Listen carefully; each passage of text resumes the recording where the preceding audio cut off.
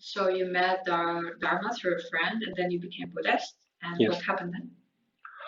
I started to practice. So I took refuge, which is in our tradition a formal statement and ceremony during which one kind of acknowledges the fact of becoming a Buddhist practitioner, and further on, it automatically leads you to the formal practice of Buddhist methods, meditation, progressive rituals, and so on.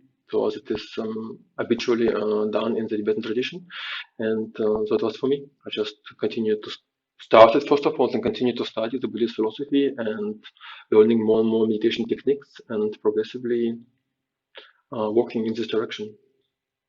Okay, can you tell me a bit more in detail about your past? Because I think you met Dharma in Germany, Yes. but then you ended up in France. Yes, yes. This was a longer progression, of course. Yes, not all didn't all happen at once. So I met Dharma in Germany. That's true. Yeah, I was about 17 years old, I believe, so quite young.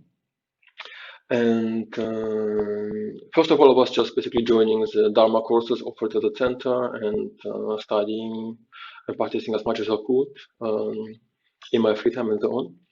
And eventually ending up living in the center itself as a volunteer helper, because I really wanted to go into this direction and being inspired by the example of people I met there, like lamas, teachers, most of whom were Westerners, who took monastic ordination and were living in a Tibetan Buddhist monastery in France, so not in Tibet, in France, in Europe, being guided by a Tibetan master and so on. And I found this example to be very inspiring and wanted to go the same path.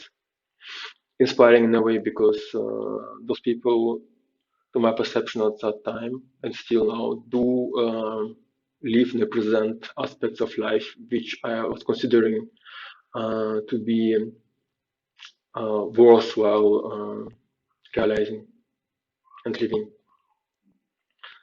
And so I joined the center. I lived in the center for about 1.5, 2 years. And of course, automatically, since the center was linked to this Buddhist monastery in France, I ended up visiting the monastery myself one day. And once again, my intuition of me having found, so to say, my path, my spiritual tradition was confirmed because I felt very well there. I felt kind of coming home in a way. And the particularity of this monastery was the possibility of doing the so-called 3 years retreat, which once again I felt very attracted to.